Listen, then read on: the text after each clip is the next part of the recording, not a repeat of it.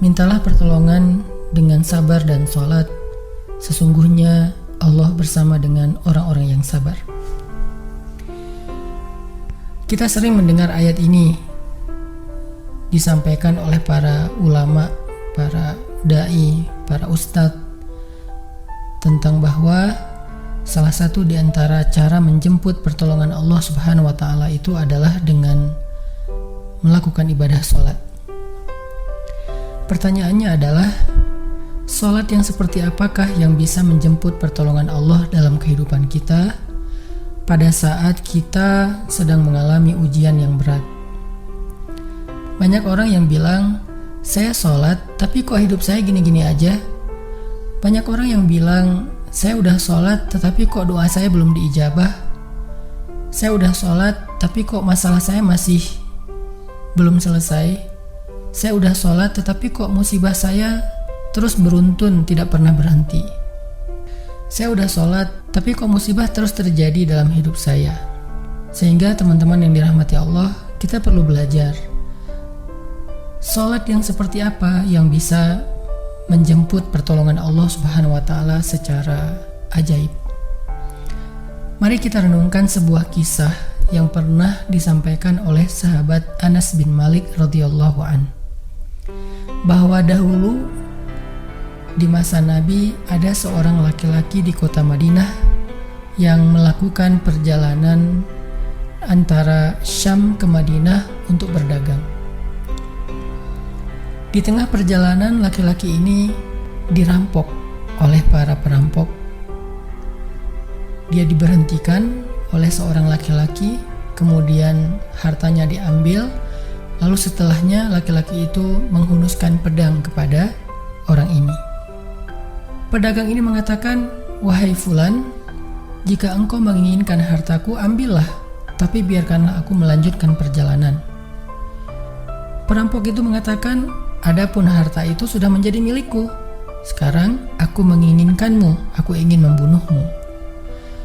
Merasa tidak punya pilihan, akhirnya pedagang ini mengatakan, "Wahai fulan, jika engkau ingin menyakitiku, membunuhku, maka lakukanlah. Tetapi sebelumnya berilah aku kesempatan untuk melaksanakan sholat 2 rakaat." Lalu perampok ini mengatakan, "Ya sudah, kalau begitu sholatlah, aku akan berikan engkau waktu sebentar." Maka pedagang ini pun mendirikan sholat dengan sholat yang sangat khusyuk. Di dalam sholat, laki-laki ini setelah membaca Al-Fatihah, dia membaca sebuah ayat di dalam surat An-Naml ayat 62. Apa ayatnya? Dia membaca kalimat, "Amman yujibul muttarra idza da'ah, amman yujibul muttarra idza da'ah wa yakshifus su'a wa yaj'alukum khulafa'al ard, a ilahum ma'allah,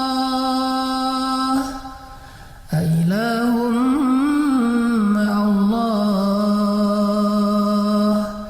qalilan ma tadhakkarun."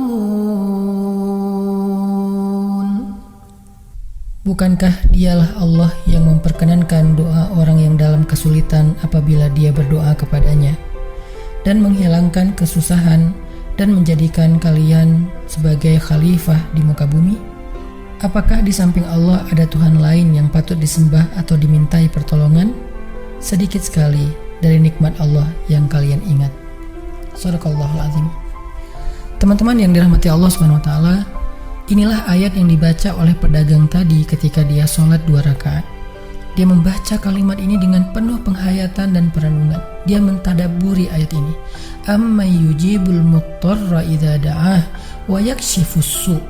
Bukankah dialah Allah yang memperkenankan doa orang-orang yang dalam kesulitan dan menghilangkan kesusahan? Dia menghayati ayat ini. Dia mentadabburi ayat ini.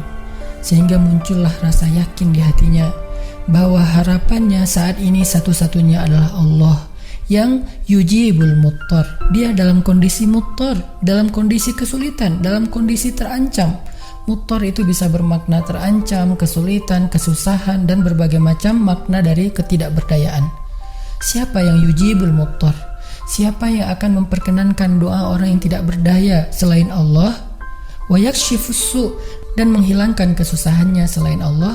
Maka mulai muncullah rasa yakin di dalam hati laki-laki ini setelah membaca ayat tersebut.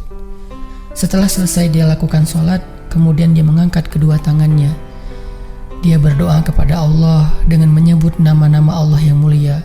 Ya Rabbi, wahai Tuhan yang maha pengasih, wahai Tuhan yang maha penyayang, wahai Tuhan yang memiliki arasy yang mulia, wahai Tuhan yang menampakkan makhluk, wahai Tuhan yang maha mengembalikan, wahai Tuhan yang maha melaksanakan apa yang Dia kehendaki.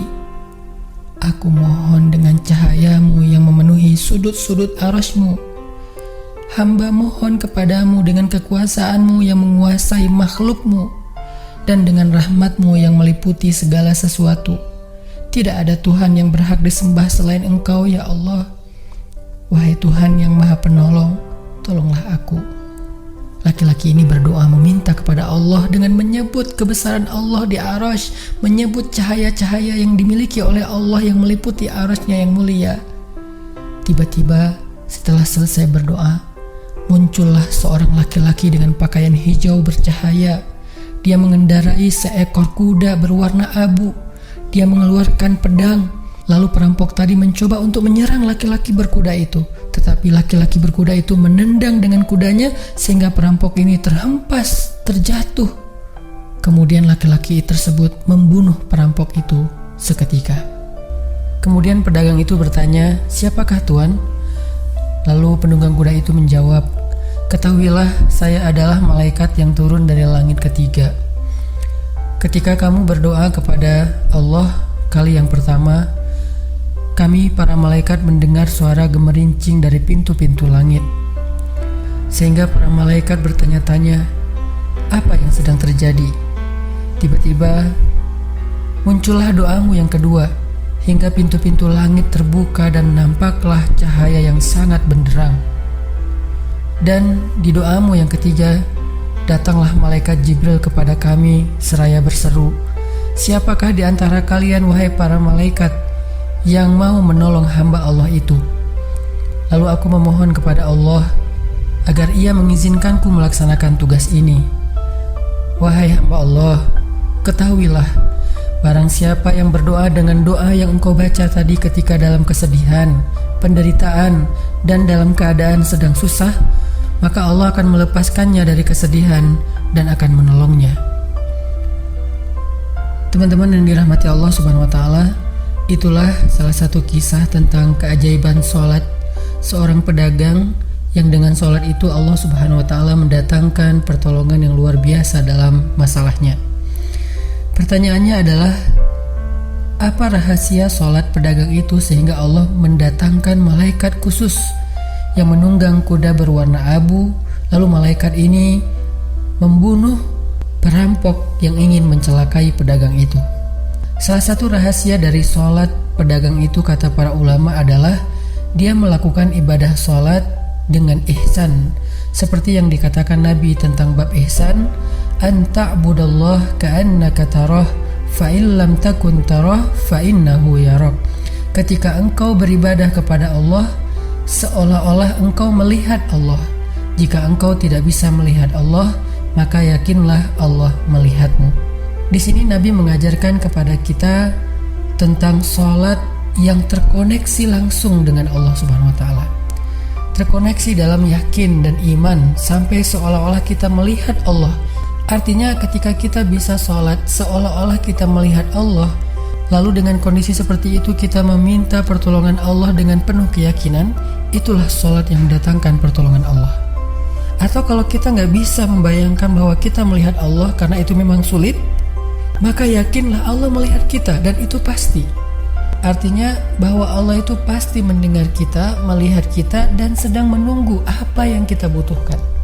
Maka orang yang bisa melakukan sholat dalam keadaan benar-benar seperti sedang bertemu dengan Allah, lalu dia meminta pertolongan Allah Subhanahu wa Ta'ala seperti pedagang tadi, maka sholatnya itulah yang disebut di dalam Al-Quran, wasta'inu bis sabri was sholah, sholat yang bisa mendatangkan pertolongan Allah Subhanahu wa Ta'ala.